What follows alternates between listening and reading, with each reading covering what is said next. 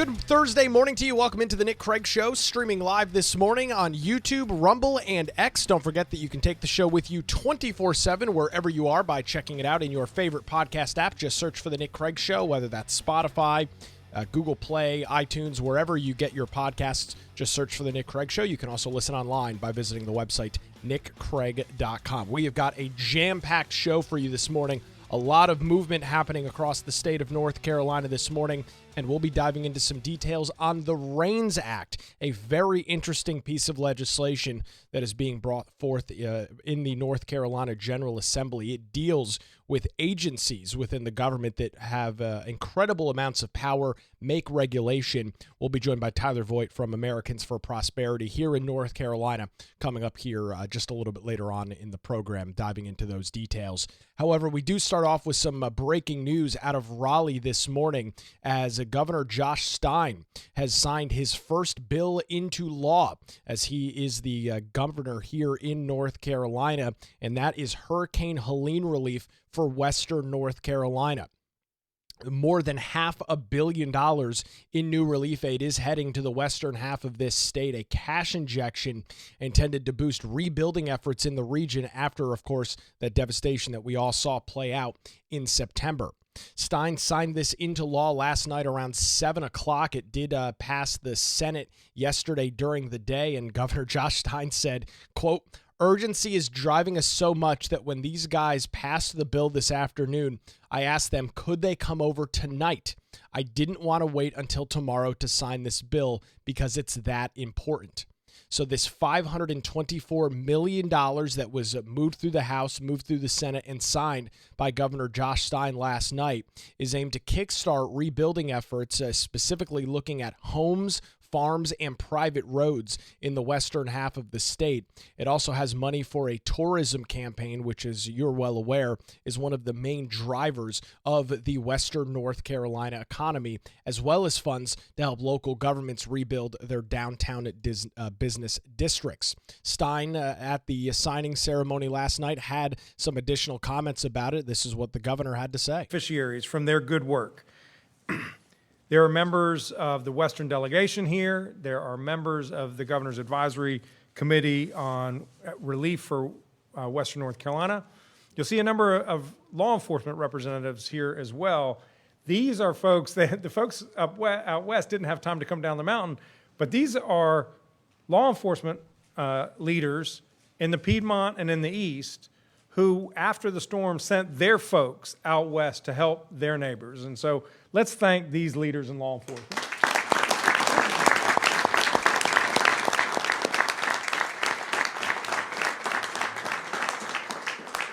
We also have Farm Bureau President Sean Harding. As you all know, many farms in Western North Carolina really took it on the chin, losing their crops, having their soil washed down the river. The recovery is going to be long and hard. We have representation from our state agricultural department. Commissioner couldn't be here, but he's got a big chunk of this pie, and we got to work hard to make sure that those funds help our agricultural folks, our farmers out west. There are members from the Grow North Carolina team, Grow NC. That's the Governor's Recovery Office for Western North Carolina, including the head, Matt Calabria. Where's Matt? Right there, good. I told Matt, I was like, all right, get to work. These guys, they filled the coffers, or at least started filling the coffers, and now we got to get to work. My team will tell you there are 4 values that drive the work we do in Western North Carolina recovery. It's urgency, focus, transparency, and accountability. And urgency is the most important. We've got to do everything we can to get these monies in Western North Carolina where they can make a difference in people's lives. And as Representative Green said, we have to spend this money as effectively as we possibly can. We want every dollar to have a maximum impact on people's lives out west. I'm going to pause the governor right there, and I've got to give him credit here. I mean, you look at the failures of the past administration. You look at the failures of NCOR, that was the darling, the baby of Governor Roy Cooper. NCOR was supposed to deal with hurricane relief and recovery from hurricanes Matthew and Florence. Those affected the states in 2016 and 2018. And to this day, you've heard me say it a whole bunch of times, To this day, there are still more than 1,000 families that are not back in their homes from those storms. 2016 and 2018. Now, of course, the blame was, COVID slowed everything down and there was an administration change between Trump and Biden. Just a bunch of weak, useless excuses from the previous administration. Roy Cooper buried his head in the sand on Eastern North Carolina recovery. Josh Stein obviously saw the impact, saw the situation unfolding in the eastern half of the state, and it appears that he is not going to allow history to repeat itself. And that's phenomenal, because when we talk about the failures of government, especially in regards to hurricane relief, right? We talk about the failures of government with hurricane relief. We're not just talking about government. We're talking about everyday individuals getting hurt because of the useless, ineffective nature of their state government. Right? We're talking about real impacts on people's lives that have been living in temporary housing for 8+ years under the previous governor's failed North Carolina Office of Recovery and Resiliency. And it appears obvious to me that Josh Stein realizes this, and he is not going to allow this to happen with the western half of the state. And not to minimize Matthew, not to minimize Florence, like many of you, I was in Wilmington for Florence, stayed here. It was a massive storm. But when you look at the devastation and destruction in the western half of the state, I mean, it almost doesn't compare to what those two storms had. Hurricane Helene is the deadliest storm that this state has ever seen. It did an estimated, $60 billion in damage? $60 billion. That's more than double what the state budget is every year. Killed over 100 people. And so if the state managed to botch the eastern recovery so bad, it's obvious and it's imperative that Governor Josh Stein, that the North Carolina legislature and his GROW-NC office, the Governor's Recovery Office for Western North Carolina, does not repeat the same situation. Because if so, Western North Carolina will cease to exist. Plain and simple. There will be no such thing as Western North Carolina if this recovery goes and follows the same path, follows the same playbook, follows the same examples that we saw out of Encore. There's no shot in hell that they ever recover. Right? They don't have the luxury that the eastern half of the state had in terms of the geography and the population boom. It's just not going to happen out west. It's obvious that Governor Stein and his team know that, and to their credit, they are getting ahead of this issue and being laser focused on it. He talks about his 4 priorities. He says urgency is one of the big ones. I agree with that. And he talks about accountability and transparency. Now, it's easy to say that. It's hard to put it into practice, and I look forward to seeing the transparency. Look forward to seeing the accountability from this recovery out west. More from the governor last night. Urgency is driving us so much that when these guys passed this bill this afternoon, I asked them, could they come over tonight? I didn't want to wait till tomorrow to sign this bill because it's that important. First day, the first series of executive orders I signed dealt with Hurricane Helene. First trip was, as Senator Mayfield said, out to Asheville. The first order of business that begins every daily meeting and every cabinet meeting I have is on the agenda. What is the status of Hurricane Helene relief? So I am incredibly proud that the first bill I will sign as governor is this Hurricane Helene relief package.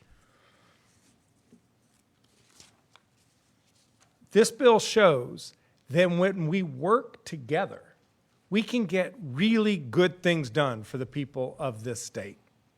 It represents a promising start on getting aid out west. The money is going to help towns rebuild infrastructure necessary for business. It will help fund home reconstruction. It will help repair private roads and bridges. It will support our farmers, as I said, rehabilitate their soil and get compensation for the lost crops. And I am also grateful, as the speaker noted, that the bill will include funds over $200 million to help us help the folks in eastern North Carolina still without permanent housing after Hurricanes Florence and Matthew. It will help us to finish the job. I am looking forward to completing that critical mission. As the speaker said, this is the first instance. This is what the bill number is. Hurricane Relief number 1, I think, is what the bill actually is titled. And we are also going to get right back to work. I'm going to get with my cabinet. I'm going to get with the budget team, and we're going to come up with another proposal to share with the legislature as they wrestle with what we need to do next to make sure that we're doing everything we can to help people in Western North Carolina get back up on their feet. We still have work to do. There are small businesses out west that are truly struggling to keep their doors open, struggling to keep their employees hired. We need to make sure that they keep people on the job and they keep generating revenue to support local governments and local communities. We still need to invest in affordable housing because too many renters have lost their home. Home reconstruction helps you if you own your home, but not everybody owns their own home. A lot of folks are renters, and they need a place to live as well. We have to reduce the risk of wildfires, particularly as the summer starts to come. We need to invest in resiliency, whether that's how to deal with flooding or downed power lines or any other way to make sure that if the next storm comes, we are better prepared to handle it. So we will be sending a second Helene recovery package to the legislature in the coming weeks. We also collectively have to do our work with the federal government. The scale of this storm is beyond our understanding, $60 billion. It is by far the largest storm this state has ever had to face. And there's not $60 billion in the state coffers to pay for this. We'll never be made whole, but the only entity that can truly help us make a meaningful impact on recovery is our federal government. We need more funding from Washington, and I will make that case, as I have been making that case, that we need more appropriations. We also need for FEMA to agree with a 100% cost recovery for debris removal for another 6 months. It expires in 8 days, the 100% match. We need to make sure that that is extended because there is so much more debris left to be collected. I want to thank the legislators who worked so hard to get this into law. But fundamentally, I want to thank the people of Western North Carolina for their strength, their generosity, their resilience. You all have time and again shown what it means to be North Carolina strong, and it is for you and because of you that I'm honored to sign this bill into law. So then the governor then, of course, goes over and signs the legislation. And I'll tell you this, it's still early. And I've mentioned this over the last a couple of weeks. It's still early in this new administration. Stein has only been on the job since the beginning of January, right? He's going through his third month of being governor right now. But this communication and this collaboration with the General Assembly on Hurricane Helene, which fortunately is a bipartisan issue. Fortunately, there's not huge political divides being drawn on hurricane relief. Right? So much of what we talk about is so politically polarizing for one side or the other. And fortunately, this is not one of those issues. And so it's great to see this working relationship between the governor and the General Assembly. This is something that is, I'll say, relatively new in North Carolina. In the final couple years of the Cooper administration, there was essentially no working relationship between the General Assembly and the governor. They were so diametrically opposed on almost every single issue. I mean, Roy Cooper vetoed like 40 bills in the last couple of years, all of them overridden by the General Assembly. I mean, there was just no coming together on anything. And that's bad, irregardless of the party. That's a bad situation where you've got a legislature and a governor that cannot work together on almost anything. The honeymoon period is still on. There's no question. There's no doubt about that. This relationship is still relatively new. The budget discussion that I'll have coming up here in just a few minutes, that is likely to probably cause some fights between the governor, between the General Assembly. This is a really, really good change. And I think the end result is a better form of state government. Right? When you have the governor working with the GA, when you have the GA working with the governor on things that they can come together on, that's good for North Carolina. That's good for our residents. Now, things are going to get heated. We know Governor Josh Stein is a progressive in his ideology. We know that he is a progressive in the things that he stands for the policies that he wants to bring forward, and that's obvious in his budget proposal that he also brought forth yesterday. But when you can erase that, at least temporarily, for something like hurricane relief, which impacts every individual in the state, regardless of whether they're a Democrat, a Republican, a liberal, a conservative, a progressive, a libertarian, it doesn't matter where you fall on the political spectrum. This affects everybody equally out in the western half of the state.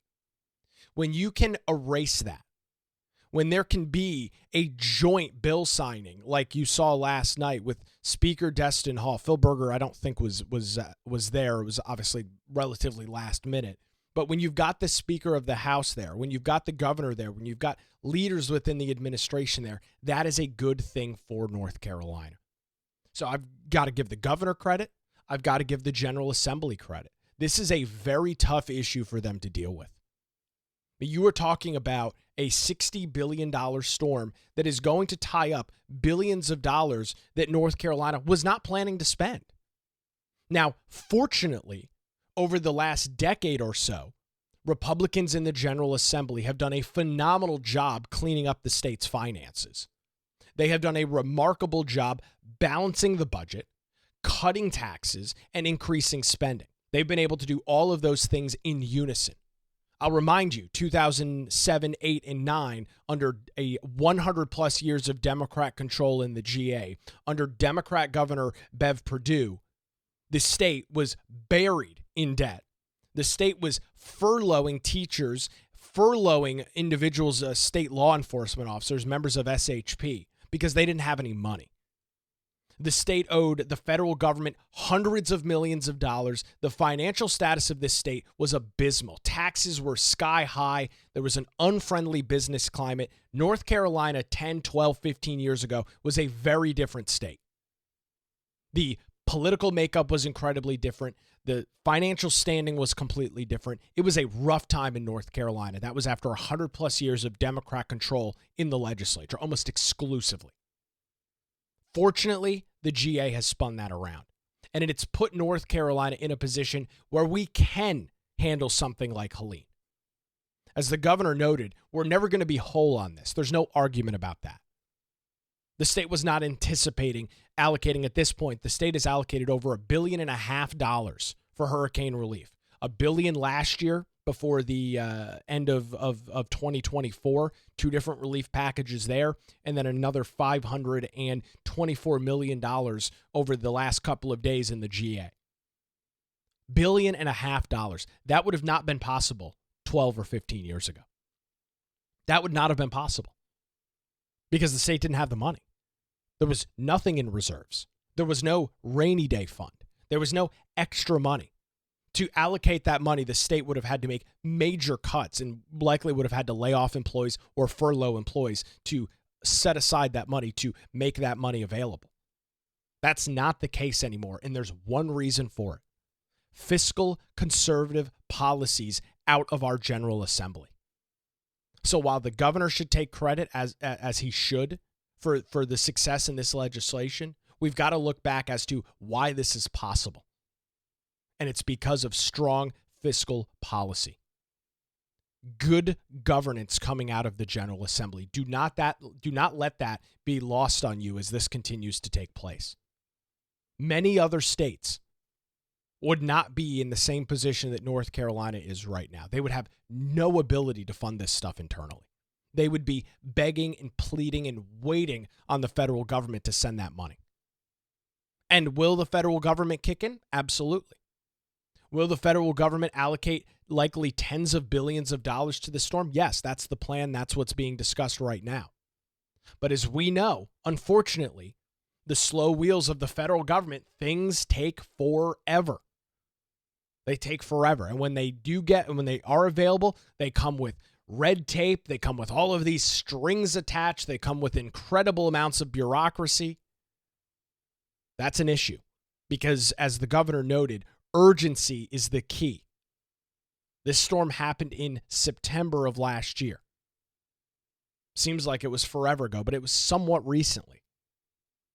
And that devastation, the 74,000+ homes that were damaged or destroyed, Those homes need to be rebuilt. The towns like Chimney Rock that are completely wiped off the map, those towns need to be rebuilt. All of the small businesses that thrive off of tourism, it's not all that different, folks, from what we see here on the Eastern Coast.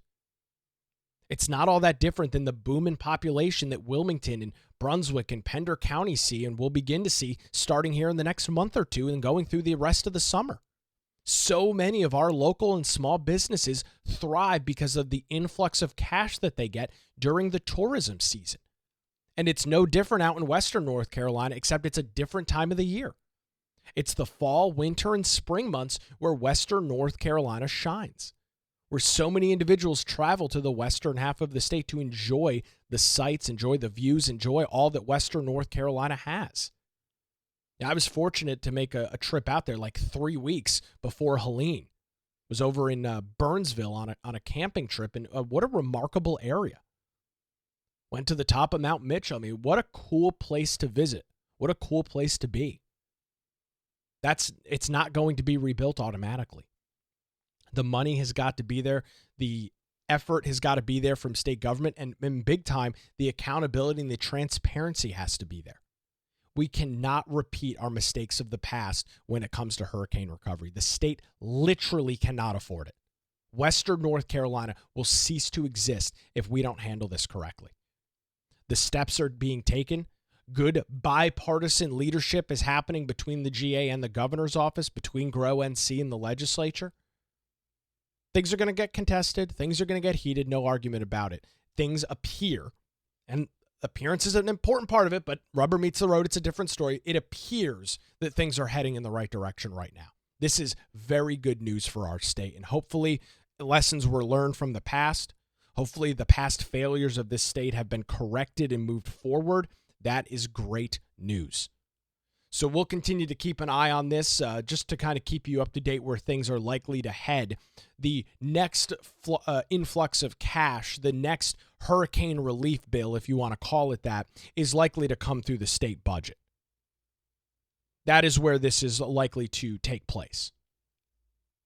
Now, there was a quote from Senate Leader Phil Berger, who said that if the state budget is delayed, it's supposed to be passed, done, and in effect July 1st. Over the last couple of years, there's been some major disagreements between the House, between the Senate on this, and it has delayed that process well past July, and even some cases into the winter. Senate Leader Phil Berger has said that if the 2025 budget debate runs into problems, that they would likely pass a Helene aid package separately. Hopefully that doesn't take place. Hopefully Phil Berger and Destin Hall can get together, bring those two chambers together, and get a budget in place by July 1, maybe even earlier than that. Get that done, get that squared away. That would be your next influx of cash. If that doesn't seem like that's possible, if that doesn't seem like that's going to happen, then there'll likely be a separate bill.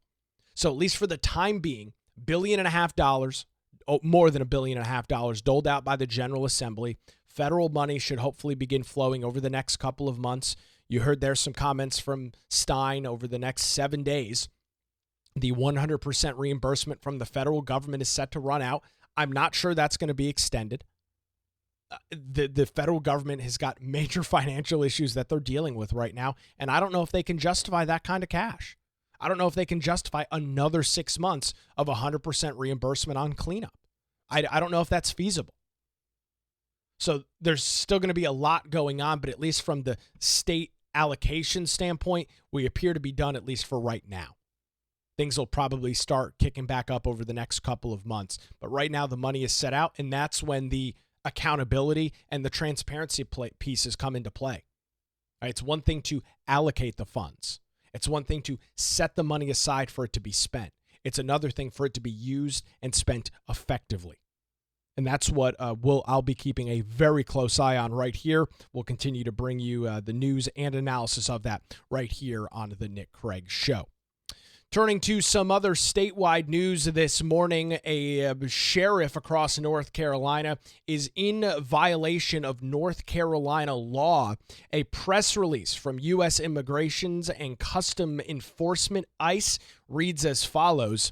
U.S. Immigration and Customs Enforcement, along with law enforcement partners from the FBI, U.S. Marshal Service, and Bureau of Alcohol, Tobacco, Firearms, and Explosives, apprehended 24 illegal aliens in Charlotte during an enhanced target enforcement operation that ran March the 1st through the 8th.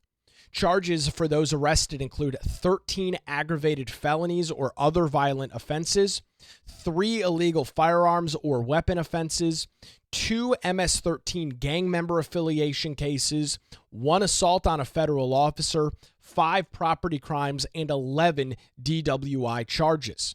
Now, that's great news. These individuals were apprehended. These individuals were charged. Here's where things get tricky. This is reading directly from the ICE press release. Of these criminal aliens, 6 had active immigration detainers with the Charlotte-Mecklenburg Sheriff's Office that had not been honored. There are 18 additional targeted aliens still at large who also had detainers that were not honored.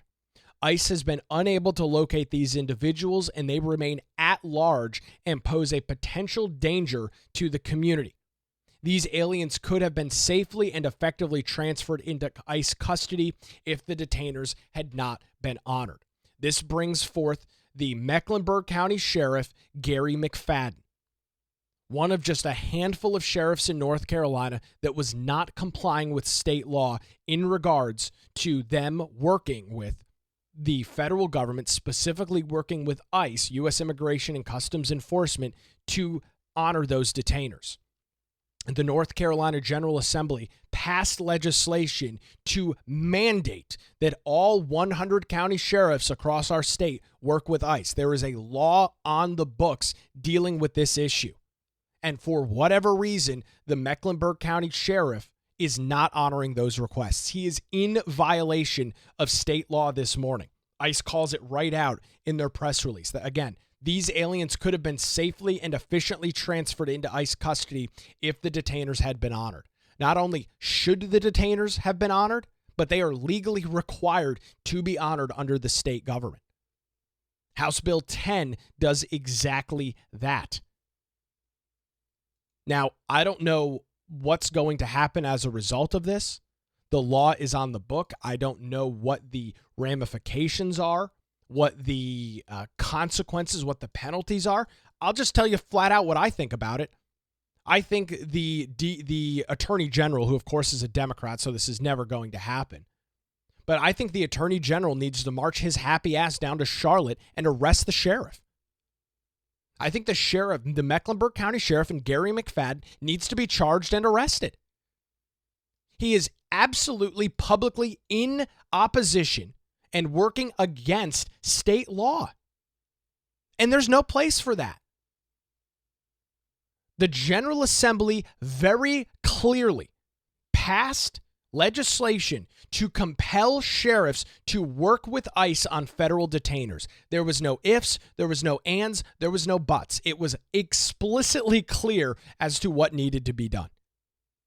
Yet progressive sheriffs like the which Gary McFadden is in Mecklenburg County, the city of Charlotte, the radical that he is, has continually decided that he does not care what the state law is. He has proven time and time again, whether it was pistol purchase permits, whether it was dealing with ICE, that he doesn't give a damn as to what the state law is. And he is going to do whatever he wants. State law be damned.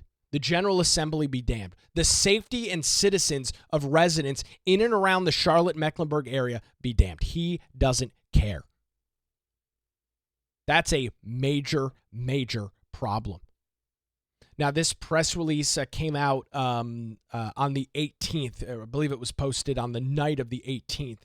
Didn't see anything about it yesterday. Likely to make some more news today. Shout out to AP Dillon over at the North State Journal for posting this on X. That's where I saw it last night. She brought this to light. So the question is now what happens? when you have a sheriff that is actively working against state law, that is actively breaking state law, that compels him to honor ICE detainer requests, what do? What's the process here? How is accountability laid upon the Mecklenburg County Sheriff? I think he needs to be thrown in jail. I think an example needs to be set. If you are a sheriff, an elected position, right? We're not talking about a police chief that is appointed by a city council or a town council. We're talking about a duly elected sheriff who individuals in Mecklenburg County, for whatever freaking reason, continue to elect Gary McFadden for. But a duly elected sheriff that is actively working against state law. And the result of that is people in Charlotte, people in Mecklenburg County are less safe because of his actions. The fact that the General Assembly, let me step back for a second. The fact that the General Assembly had to pass a law to compel sheriffs to work with ICE is insane. Now, Gary McFadden claimed, well, there's no state law, and, the reason I'm not doing this is there could be some constitutional questions over whether I have the authority to hold these people. He tried concocting some weird reason as to why he didn't feel it was appropriate for him to honor those ICE detainers. So the General Assembly said, okay, Sheriff McFadden, touche. So they changed the law, compelling these sheriffs to do so. And lo and behold, like a typical liberal radical Democrat, that wasn't the actual issue, right? Moving the goalpost, changing the rules of the game. Now the law's in place. Now the law's in effect, and he's still not complying with it. So it was never about that the law wasn't clear. He claimed that he could open the sheriff's office to litigation because he was holding people improperly. It was never about that. It was a good excuse. The General Assembly called this bluff, and in typical radical progressive manner and form, he is continuing to defy state law. This is likely to be a major issue that you're going to see blow up.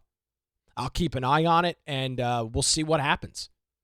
Does the Democrat Attorney General and Jeff Jackson do anything about it? I can promise you if Dan Bishop was in the AG's office, he'd probably be down in Mecklenburg County this morning. But will radical progressive Jeff Jackson do anything? My guess, probably not.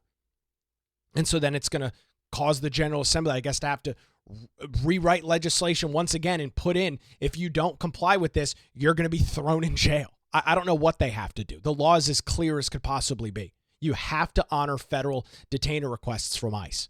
There's no ambiguity in the legislation. Yet the Mecklenburg County Sheriff is doing whatever he wants.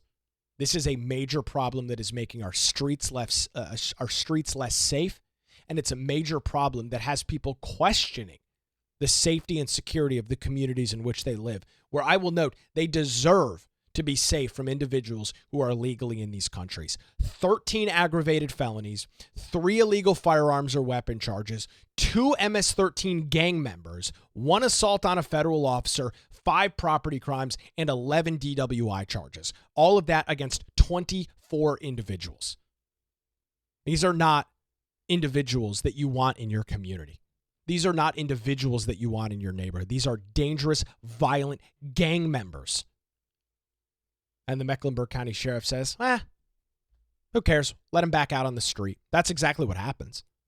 When the sheriff ignores the ICE detainer request, these individuals are released. They are currently roaming around. If they're smart, they've left, but they're currently roaming around the Charlotte metro area as we speak this morning.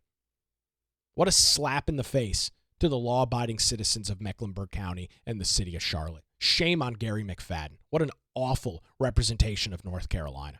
Awful representation of our state to ICE. We'll keep an eye on it right here on the Nick Craig Show. If you are interested in getting exclusive access to the program, including daily show notes and our monthly Zoom call that we do with our supporters coming up next week, I encourage you to head on over to patreon.com/Nick Craig. You can support the show financially, $5, $10 a month. You can set a custom amount as well. You'll get access to those daily show notes, the monthly hangout, and more all over at patreon.com/Nick Craig. Greatly appreciate everybody's support of the Nick Craig Show as we embark on our second month here in this new form of media.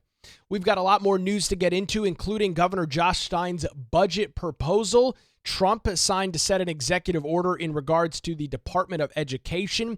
That is slated to come up later this afternoon. And then we'll dive into a very interesting piece of legislation known as the REINS Act with Tyler Voigt from Americans for Prosperity across North Carolina. All that coming up and more as the Nick Craig Show continues, streaming live this morning on YouTube, Rumble, and X, and available 24/7 wherever you get your podcasts.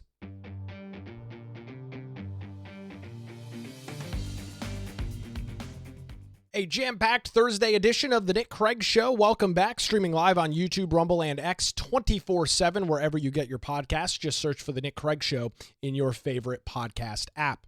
We turn our attention this morning back to state government. A big announcement yesterday as Democrat Governor Josh Stein has announced his budget recommendation. I'll make sure that you note a budget recommendation coming from the governor. The governor is not part of the budget process in North Carolina, at least the crafting of that budget. He makes his recommendations to the General Assembly. This is pretty standard across the state. He makes his recommendations, and the in this case, the Republican-led General Assembly, well, they decide if they want to use anything from the governor's budget or not. And there's a lot of stuff in here that is rather interesting, a major increase.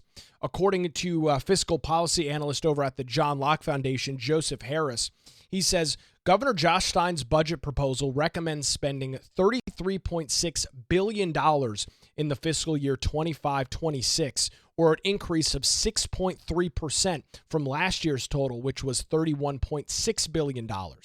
Harris notes within the $2 billion increase, $700 million would go to expanding Medicaid across the state. Another $700 million would fund increases for state employees and retiree pays, as well as $153 million allocated to the state health plan. Now, there's a couple of main pieces that I actually wrote this article over at CarolinaJournal.com that I pulled out as the governor's priority. The first is education. Stein, following up on some comments from his State of the State address last week, is aiming to make North Carolina's starting teacher pay the highest across the Southeast, with an average salary of $53,000 a year for starting teachers by fiscal year 26-27. The governor's plan also includes a 10.6% average pay raise for teachers, as well as reinstating master degree teacher pay statewide. His proposal also includes expanding free school breakfast for every student across the state, adding more mental health professionals in school. And this is a really interesting one. He's proposing a $4 billion bond to address school infrastructure needs.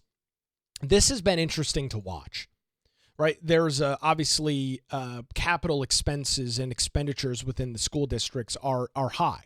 And they're very, very expensive, as many of these schools at this point are 50, 60 years old, right? These schools are in constant need of repair, and it's very expensive.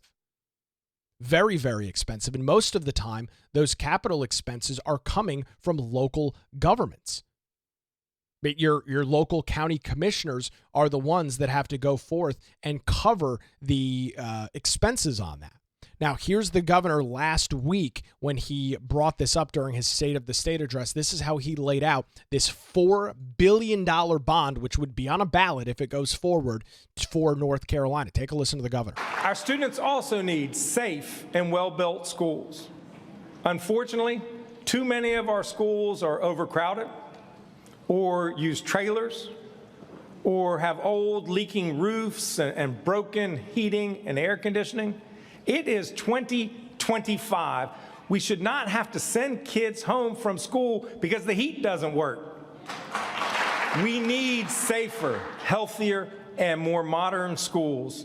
So tonight, I'm proposing a $4 billion public school bond. And if you're not sure about it, let's let the voters decide. Now, as I mentioned there, this is a proposed recommendation from the governor. It does not compel the General Assembly to do anything with it. And it's an interesting discussion. I'm not sure that the GA is going to move forward with a $4 billion bond to address this stuff. I'm not sure they're going to, but it's something that the governor seems pretty happy about. Now, the battle is on over the Opportunity Scholarship Program. You're well aware of that. It's been a major increase in the state over the last couple of years, giving families, regardless of their income level, the option to send their children to a different school that fits their needs if they don't have the financial means to do so. In the governor's plan, funding for the Opportunity Scholarship Program would be placed under a moratorium that offers no new awards and gradually decreases future funding for the program.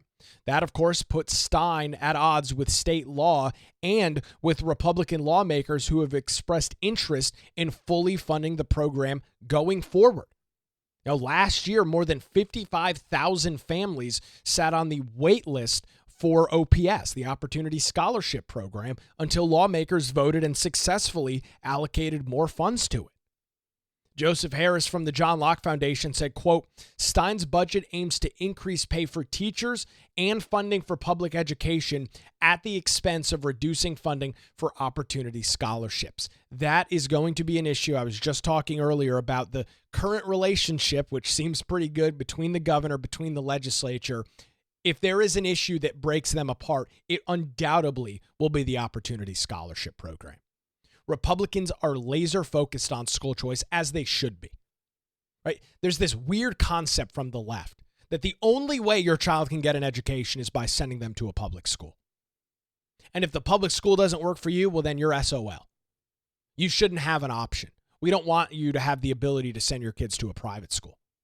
We don't want the ability for you to homeschool your children. Irregardless of this education they're actually getting, the progressive left wants to control education. And there's a pretty good reason why.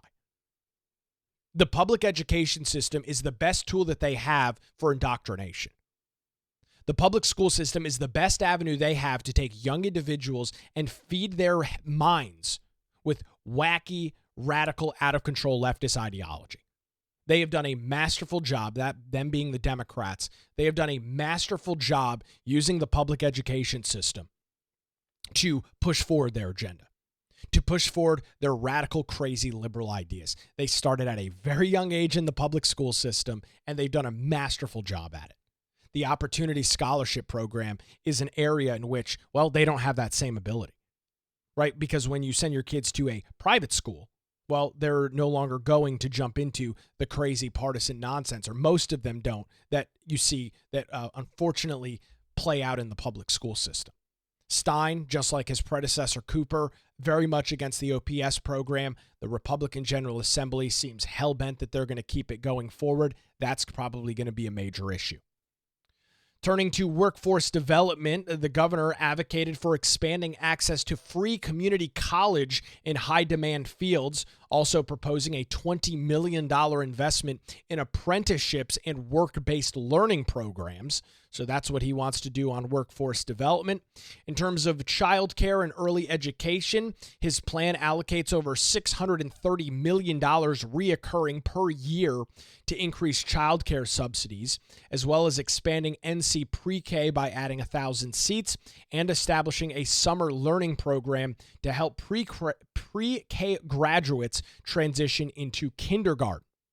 Turning to public safety, Stein stressed the importance of law enforcement in this proposal. He said, quote, investing in public safety requires investing in the professionals who protect us.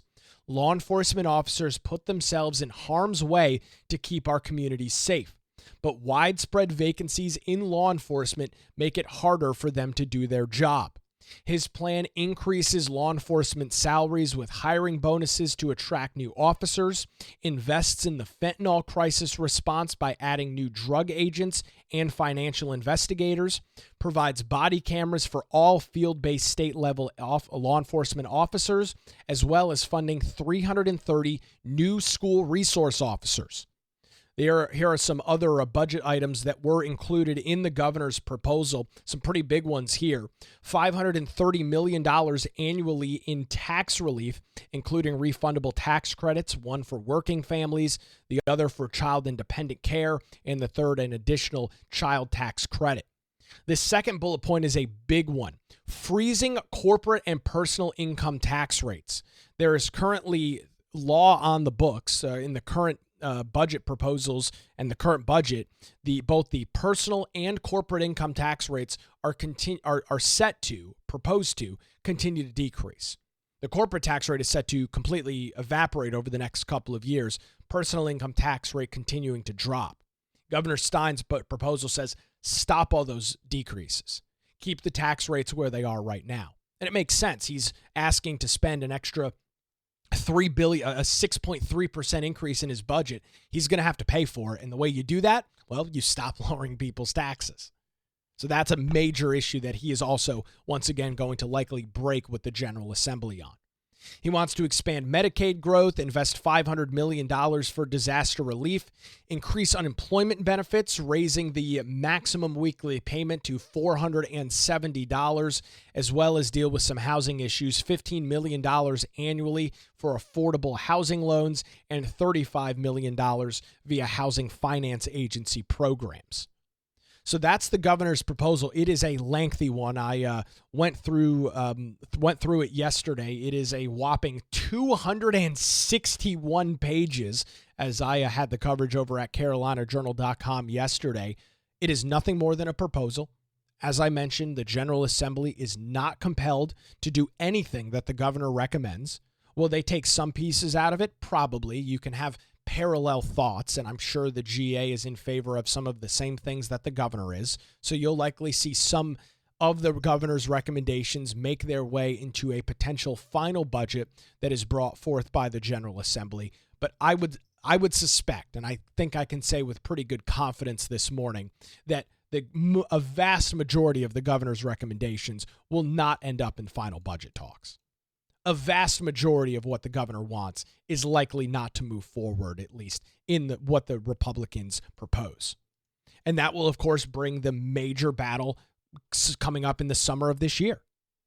The General Assembly is going to work together. I pray that the House and the Senate can get together on a budget.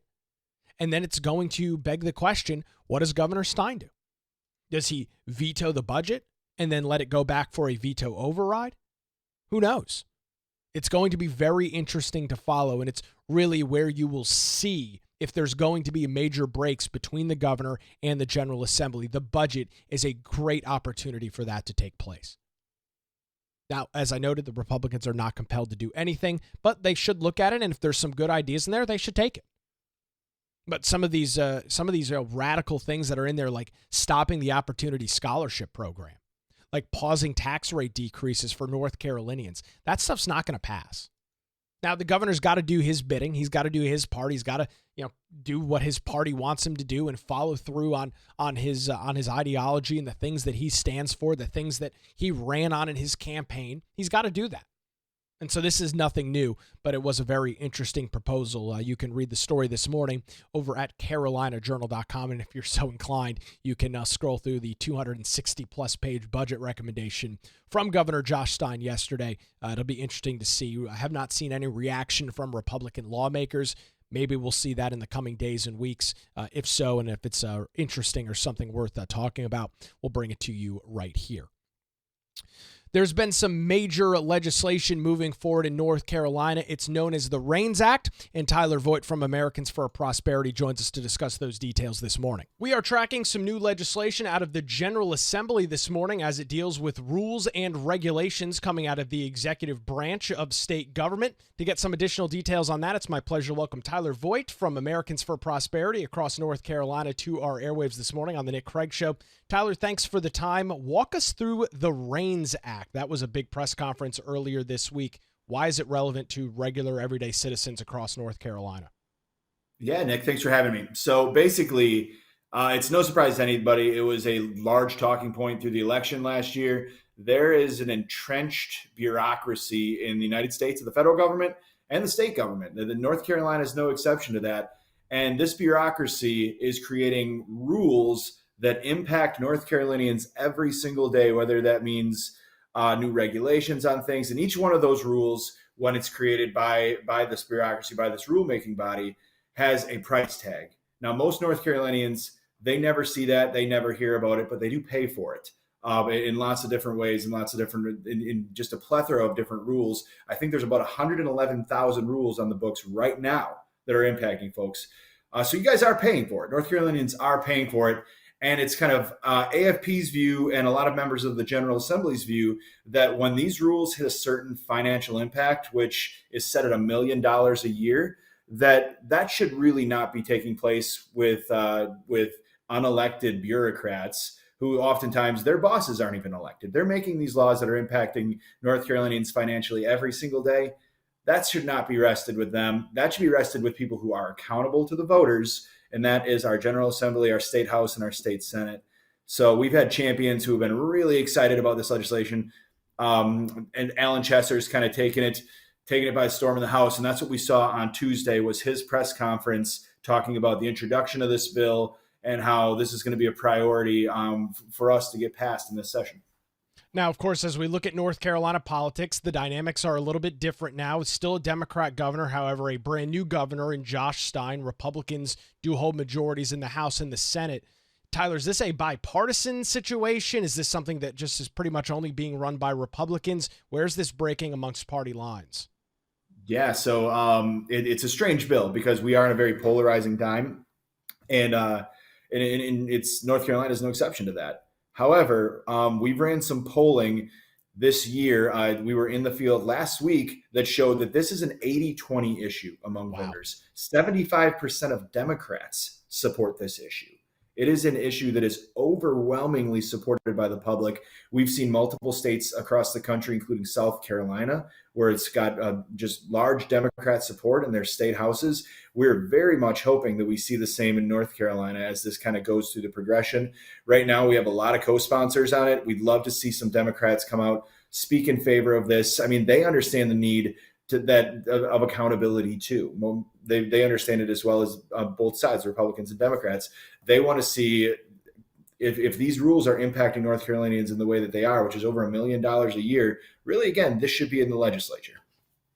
Americans for Prosperity is a very large organization. They've got state chapters like the one that you're the head of here in North Carolina. Why is this such a big emphasis for AFP, not only across the state, but across the country?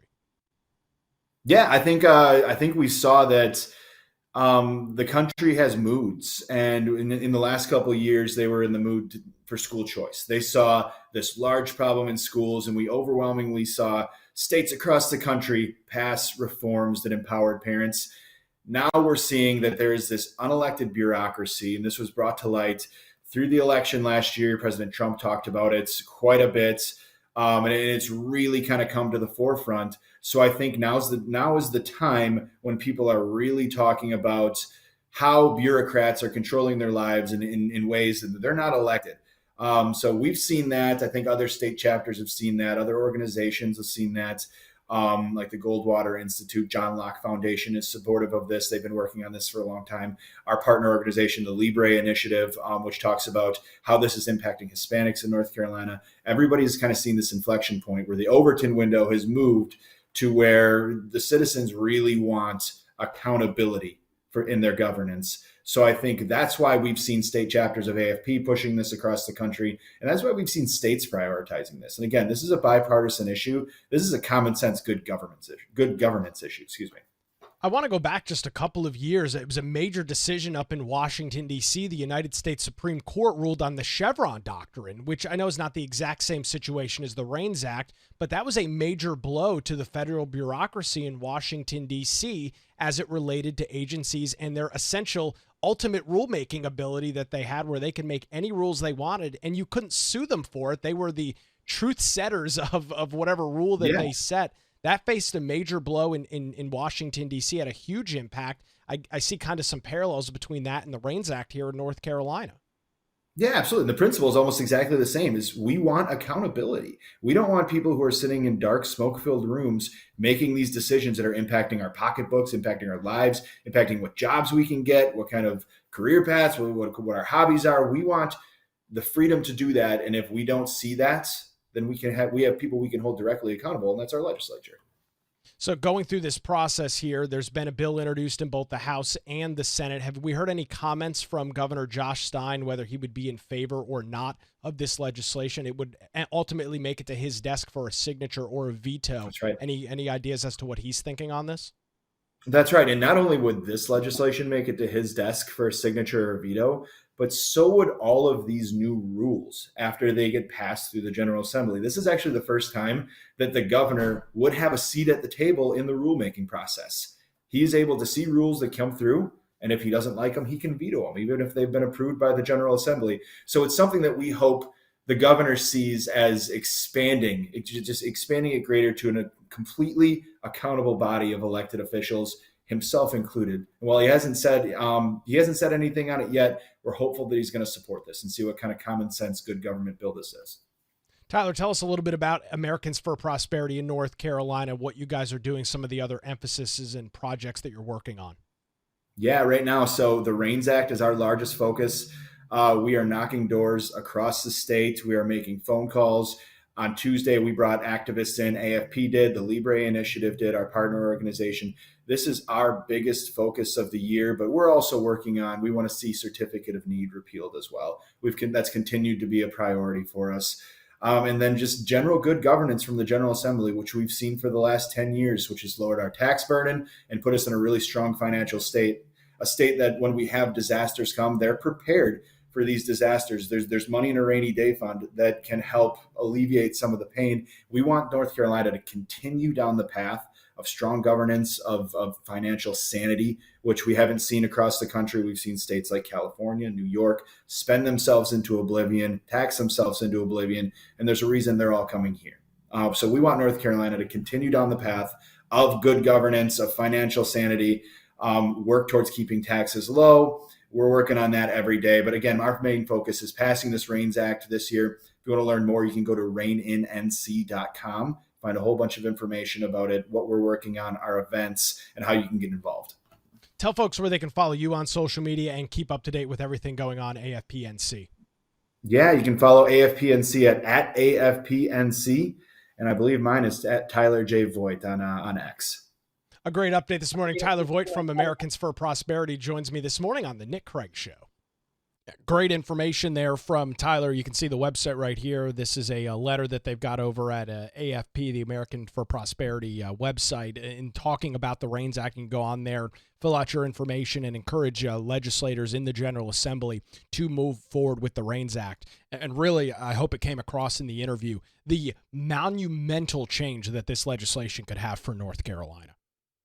I mean, we talk about the unelected bureaucracy a lot. We talk about the red tape. We talk about the roadblocks that government puts up at all levels when you're trying to, open a business, start a small business, just live your life. A lot of this is not coming from law.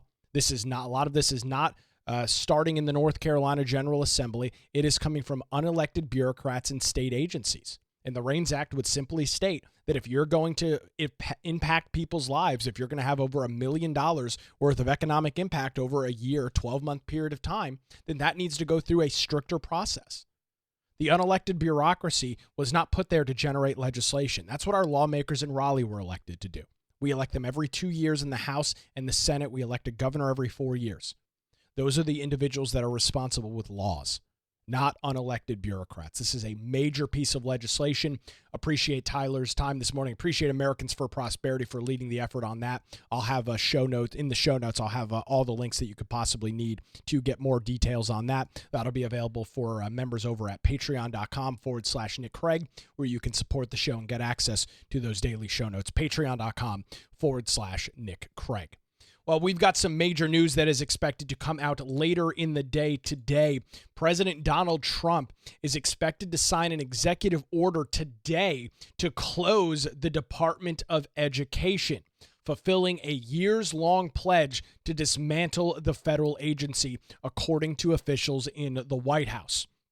Trump is set to host an event later on today at the White House to sign an order directing Education Secretary Linda McMahon to take, quote, all necessary steps to facilitate the closure of the Department of Education and return education authority to the states, while continuing to ensure the effective and uninterrupted delivery of services, programs, and benefits on which Americans rely.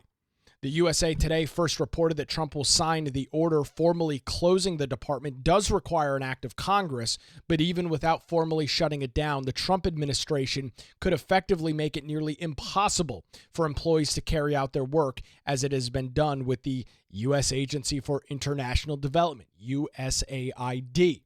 President Jimmy Carter established the Department of Education in 1979 after Congress passed the Department of Education Organization Act with bipartisan votes. Linda McMahon recently moved to drastically reduce the size of the department by cutting its workforce in half.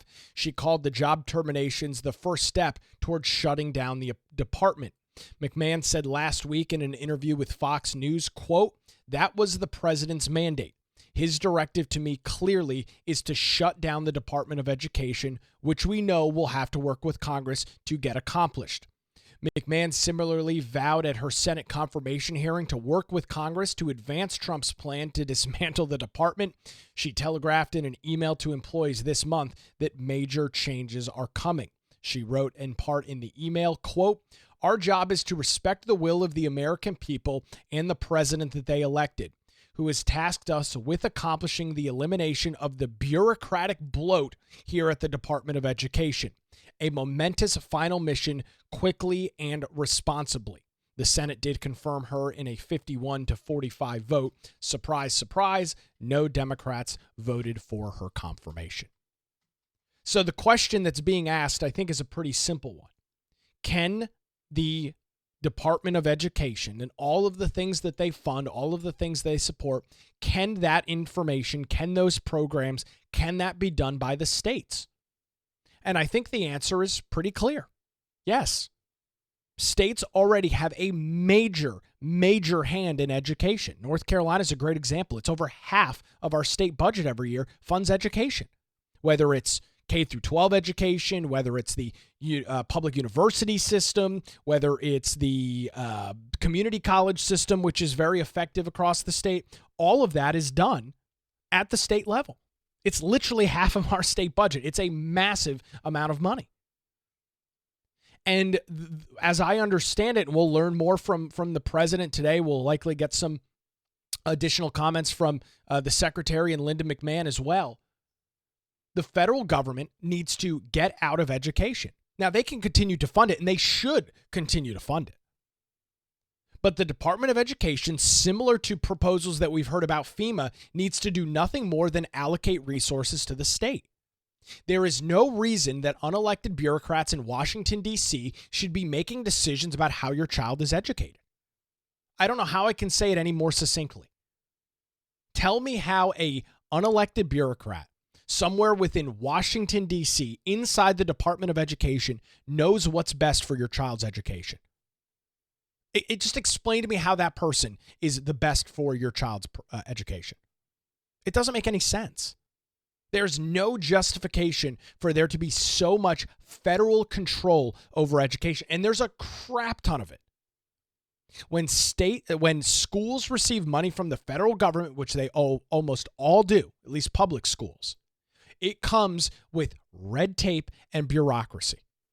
It comes with, well, then you have to fund these programs at this amount. You have to follow this rule. You have to follow this recommendation. You have to do this. You have to do that. The money comes with so many strings attached that in some cases you've had public schools that have said, to hell with this. Because there's really not that much money that comes from the Department of Education, at least to the local school districts.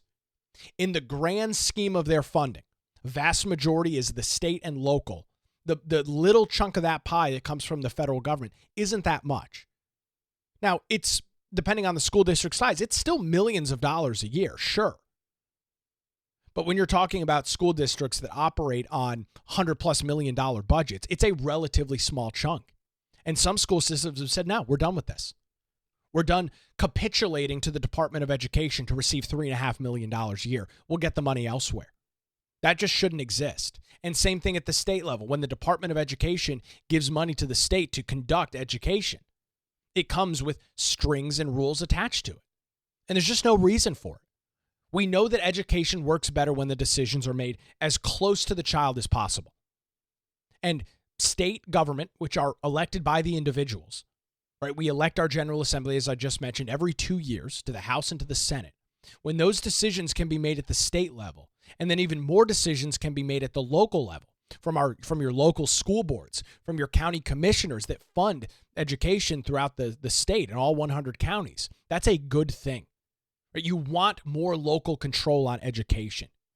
You don't want ambiguous nonsense rules, ambiguous nonsense regulations from the federal government. It's not effective. It does not generate better education for children. Test scores do not rise because the federal government has a larger hand in the cookie jar of education. It just doesn't work like that. I had a graphic a couple of weeks ago. The Department of Education's budget has gone up by like 20% since 2012, over the last 12 to 13 years. Their budget has ballooned by over a quarter. And the result is test scores are lower. Reading, writing, and arithmetic is lower. Individuals' ability to do math is lower. So it's obviously not a money problem, right? The money's there. There's been a continued increase in funding for the Department of Education. And the question is, what is the ROI? What is the return on investment for your taxpayer dollars being sucked out of your paycheck, brought up to Washington, D.C., funneled around in the Department of Education, and then sent back to the local school board, sent back to state government? What is the end result? Not better test scores. The complete opposite, worse test scores. With more and more money, the results aren't getting any better. That's a huge problem. So that is expected to take place up in Washington, D.C. today. I'll have audio and video of that coming up for you tomorrow right here on The Nick Craig Show. A jam-packed edition this morning. Appreciate you being here. Appreciate Tyler Voigt from Americans for Prosperity for providing us some details on the REINS Act. A busy day across the state and nation today. We'll track all the details, and we'll be back with you tomorrow morning live, 7 a.m., YouTube, Rumble, and X, and 24/7 wherever you get your podcasts. Thanks for listening to The Nick Craig Show. Have a great Thursday. And by the way, go UNCW.